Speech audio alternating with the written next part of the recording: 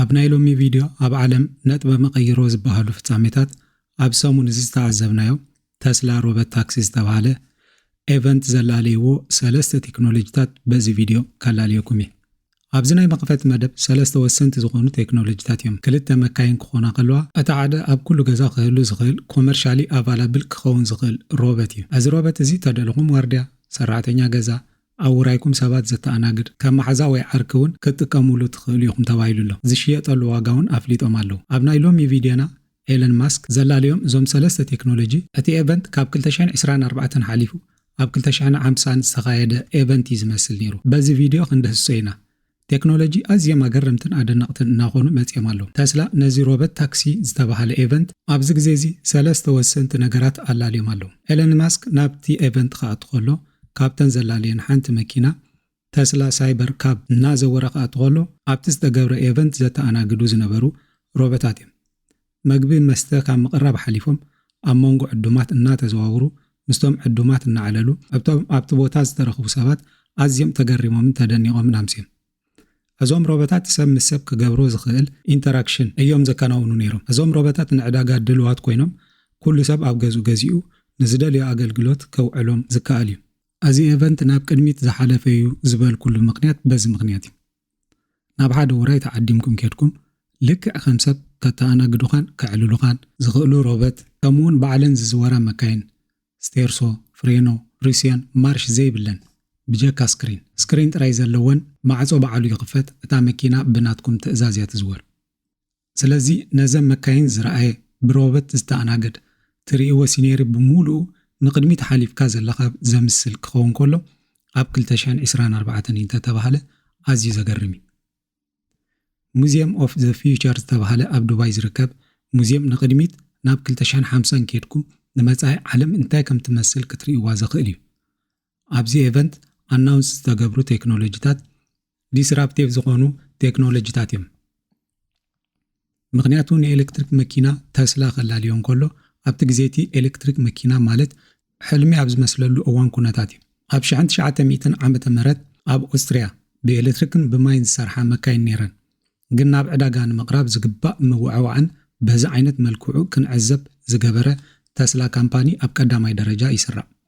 ተስላ ኣብ 2003 ብማርቲን ከምኡውን ብማርክ ታርፐኒንግ ምስ ኤለን ማስክ ዓብዪ ኣውፋሪ ብምዃን ክሳብ ሕጂ ናይ ተስላ ሲኢኦ ኮይኑ እናኣገልገለ ኣብዚ ደረጃ በፂሖም ኣለዉ። ተስላ መኪና ሮድስታር ዝተባሃለ ሞዴሎም ኣብ 2008 ተላልዩ ክሳብ ሕጂ ዘይወፀ ሞዴል መኪና ዘርኣይሉ ፕሮታይፕ መኪና ፍጥነቱ ሞዴሉ ኩሉ ነገር ከርእዮ ከለዉ ብዛዕባ ናይ ኤሌክትሪክ መኪና ንዝነበረ ኣመላኻኽታ ብሰባት ተቐይሩ ብድሕሪኡ ናብ ዕዳጋታት ዘቕረብዎ ሞዴል ተስላ ሞዴል ኤስ ዝተባሃለ ኣብ 2012 ንማስክ ከም ዝላለ ብምግባር ኤሌክትሪክ መካይን ትካላትን ኣዝዩ ዓብዪ ኢንፍራስትራክቸር ሱፐር ኔትወርክ ቻርጅ ዝተሰምየ ብምህናፅ ሰባት ካብ ቦታ ናብ ቦታ ብዛዕባ ቻርጅ ከይተጨነቑ ንክንቀሳቐሱ ኣብ ኣሜሪካ ዓብዪ ኣበርክቶ ገይሮም እዮም። ካብዚ ብተወሳኺ ተስላ ንዓማዊሎም እዘን መካይን ብዌብሳይት እዮም ዝጠልብዎን። እተን መካይን ናብቲ ዘለኻዮ ቦታ ብዘይ ኣውቲስታ ንገዛኻ ይመፅእ። ኣዛን ሕጂ ንዕዘበን ተስላ ኣብዚ ኤቨንት ዝተረኣያ ክልተ ወሰንቲ ሮቦታክሲ ከምኡን ሮቦቫን መካይን ፋሚሊ ኣውቶኖመስ እየን መፅየን። ነገር ግን ቀደም ብዝነበሮም ኣምቢሽን ብፍላይ ኣብ ልዕሊ ሞዴል ኤስ ዘርኣይዎ ዝተወሰነ ሰልፍ ድራይቪንግ ንክህልወን ኣብዚ ሕጂ ዝበፅሓሉ ደረጃ ከም ዝበፅሑ ኣብ 2008 ኣብ 2012 ሓቢሮም ነይሮም። ስለዚ ናይ ሎሚ ኤቨንት ሮቦታክሲ ዝተባሃለ ሳይበር ካብ ክልተ ተሳፍርቲ ክሕዝ ዝኽእል መኪና እዩ። እዚ መኪና ስቴርሶ የብሉን፣ ናይ ነዳዲ መውሃብን ፍሬኖ ፍሪሴንን ማርሽን ዝበሃል የብሉን፣ ናብቲ መኪና ንምእታው መኽፈቲ የብሉን፣ እቲ መኪና ባዕሉ እዩ ዝኽፈት። ኣብ ውሽጢ መኪና ምስ ኣተኹም ብጀካ ሓደ ስክሪን ካልእ ትረኽቦ ነገር የለን። ኣዝዩ ዘገርም እዩ። ነዚ ምስ ሰማዕኹም ምስ ረኣኹምን እንታይ ተሰሚዕኩም ኣብ ኮመንት ጻሕፉለይ። እዚ ካልኣይ ዘላለየኩም መኪና ሮቦቫን ዝበሃል ክኸውን ከሎ 20 ሰባት ክትፅዕን ይኽእል። ኣብ ከም በዓል ኤርፖርት ኣብ ዝተፈላለዩ ኮሌጃት ማዓስከራት ከም መመላለሲ ክትጥቀመሎም ትኽእል። ሙሉእ ብሙሉእ ብኤሌክትሪክ ዝሰርሓ እየን። ነገር ግን ፍልይ ዘብለን ዋየርለስ ቻርጅ ክገብራ ይኽእላ እየን። እዘን ሕጂ እንሪአን ወይ ንጥቀመለን ኤሌክትሪክ መካይን ብገመድ ኤሌክትሪክ ቻርጅ ብክልተ ዓይነት መንገዲ ብስታንዳርድ ቻርጅ ወይ ፋስት ቻርጅ ጌርና ንጥቀመለን። ቅድሚ ሕጂ ኣብ ስዊድን ተፈቲኑ ዝነበረ ዓይነት ናይ መካይን ዋየርለስ ቻርጅ ብከምዚ ኣብዛ ቪድዮ እትርእይዎ እተን መካይን ኣብቲ ዝተዳለወለን ቦታ ከይደን ደው ክብላ ከለዋ እቲ መኪና ብቐጥታ ቻርጅ ትገብር። እዘን ተስላ ዘላለየን ሮቦታክሲ ወይ ሳይበር ካብ ዝበሃሉ ከምኡውን ሮቮቫን ዝበሃላ መካይን እዘን ተስላ ዘላለየን ሮቦታክሲ ወይ ሳይበር ካብ ዝበሃላ ከምኡውን ሮቮቫን ዝተባሃሉ መካይን ዋየርለስ ቻርጅ ክገብራ ዝኽእላ። እቲ ካልእ ዘገርም ነገርን እዘን ክልተ ዓይነት መካይን ከም ኡበር ካብ ዝተፈላለዩ ሃገራት ዝተፈላለየ ሽም ዝወሃብ ኣገልግሎት ታክሲ ከም ዝህቡን ኣዝዩ ሕሱር ብዝኾነ ዋጋ እዞም ኦቶኖመስ ዝኾና መካይን ንኽዝወሩ እዩ።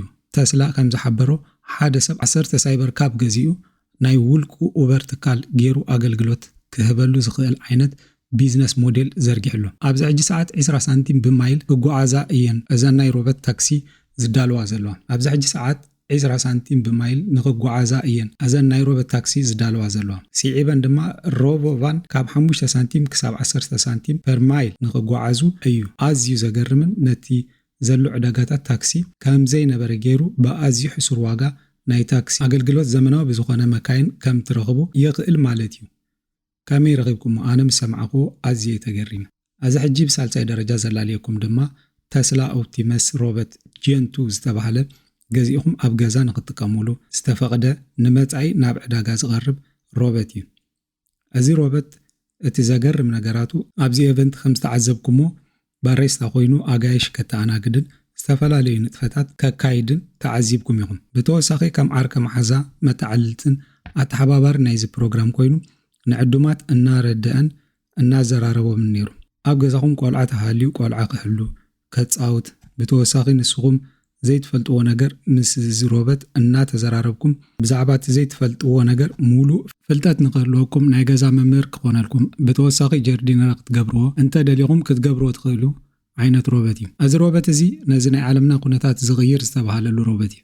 ቅድሚ ሕጂ ኣይ ሮቦት ዝተባሃለ ዊል ስሚዝ ዝሰርሓሉ ፊልም ዘሎ ሮቦት ዝመስል እዩ። እዚ ሮቦት ናብ ዕዳጋ ዝቐርበሉ ዋጋ ካብ 28,000 ክሳብ 30,000 ዝበፅሕ እዩ። ናብ ገዛኹም የእቲኹም ዝተፈላለየ ዓይነት ስራሕ ክትእዝዝዎን ከገልግለኩም ዝተዳለወ ሮቦት እዩ። እዚ ማለት ንኩነታት ዓለምና ብብዙሕ ነገራ ዝቐየራ ሓደ ሪቮሉሽን ክበሃል ዝከኣል እዩ። ምክንያቱ ተስላ ቀዲሙ ኣብ 2000 ዓመተ ምህረት ከላሊ ምስ ጀመረ ኣዝዩ ዘይእመን ሓሳብ ተገይሩ ተሓሲቡ ነይሩ። ከምዚ ዓይነት ሮቦት ዝሰርሓ ካልኦት ትካላት ኣለዋ፣ ነገር ግን ምስ ተስላ ዝዳረገ ኣይኮነን። ብዛዕባ እዚ ሮቦት ገለ ሓበሬታ ክጠቕሰልኩም። ቁመቱ 1.73 ክኸውን ከሎ ክብደቱ 56.7 ኪሎ ግራም ይምዘን። ካብዚ ሮቦት ኣዝዩ ዘገርምን እንተሎ ኣብ ኣእዳው ዘሎ ምንቅስቓሳት እዩ። እንቋቑሖ ክሕዝ ከሎ ከይተሰብረ ከልዕል ይኽእል። ኣብ ክሽነ ኣብ ዝሰርሓሉ ሰዓታት ንተሰበርቲ ነገራት ከመይ ገይሩ ሃንድል ክገብር ከም ዘለዎ ይፈልጥ እዩ። ብተወሳኺ ናይ ምስካም ዓቕሙ ክሳብ 20 ኪሎ ግራም ክስከም ይኽእል። ክንቀሳቐስ ከሎ ድማ ክሳብ 8 ኪሎ ሜትር ኣብ ሰዓት ክጓዓዝ ይኽእል። ክንቀሳቐስ ከሎ ድማ ክሳብ 8 ኪሎ ሜትር ኣብ ሰዓት ክጓዓዝ ይኽእል። እዚ ሮቦት ብቻርጅ ይሰርሕ። ብጀካ እዚ ናይ አርቲፊሻል ኢንተለጀንስ ኮምፒቲንግ ኣለዎ። ተስላ ፉል ሰልፍ ድራይቪንግ ወይ FSD ዝበሃል ናይ አርቲፊሻል ኢንተለጀንስ ሲስተም ሓደ ዓይነት ኒውራል ዴቨሎፕ ኔትወርክ እዩ ዴቨሎፕ ገይሩ ዘሎ። ካብ ተስላ ኦቶኖመስ ቪክል ኣዝዩ ብዙሕ ሓበሬታ ኣለዎ። በዚ ምክንያት ብዛዕባ ደቂ ሰባት ብዙሕ ፍልጠት ኣለዎ። እዚ ናይ ተስላ ኦቶኖመስ ዝተባሃለ ቦታኦም እዩ። ጀንቱ ብዙሕ ምትዕርራይን መምሕያሻትን ተገይሩሉ ዝቐረበ እዩ። ሮቦት ታክሲ ኤቨንቶም ነዚ ሰለስተ ነገራት ኣቕሪቦም ኣለዉ። ኤሎን መስክ ንዓለም እናላለዮም ዘለዉ ዓይነታት ቴክኖሎጂ ኣዝዮም ኣገረምቲ እዮም። ኣብ ቀረባ እዋን ኣብ ናይ ተስላ መካይን ዝተገብሩ ሓደሽቲ ምትዕርራያት ናብ ሓደ ሱፐርማርኬት ከይድኩም ዘድልየኩም ገዛዚእኹም ምስ ወዳእኹም መኪናኹም ናባኹም ክመጽእ ወይ ክቐርብ ተደልየኹም ኣብ ሞባይልኩም ብዘሎ ኣፕሊኬሽን ኣዚዝኩም ብዘይ ኣውቲስታ ናብቲ ዘለኹም ቦታ ክቐርብ ይኽእል። ኣዝዩ ዘገርም እዩ። ካልእ ዘደንቕን ዘሰንብድን ግን ኤሎን ማስክ ኣብ ሓንጎል ሰባት ዝቕበር ቺፕ ኣዳልዩ እዚ ቺፕ ንስኹም ዝደለኹሞ ብምሕሳብ ጥራይ ዝደለኹሞ ዓይነት ሓበሬታ ናይ ምርካብ ዓቕሚ ከም ዝህልወኩም ዝገብር ዓይነት ቴክኖሎጂ። ዝኸበርኩም ቤተሰብ ናይዚ ቻነል ነዚ ፕሮግራም እንተፈቲኹሞ ዘለኩም ሓሳብን ርእቶን ኣብ ቦታ ኮመንት ብምስፋርን ላይክ ብምግባርን ግለጹለይ። ኣብ ዝቕጽል ፕሮግራም ክሳብ ንራኸብ ኣብዘት ዘለኹሞ ሰላምን ጥዕናን ይምነይልኩም።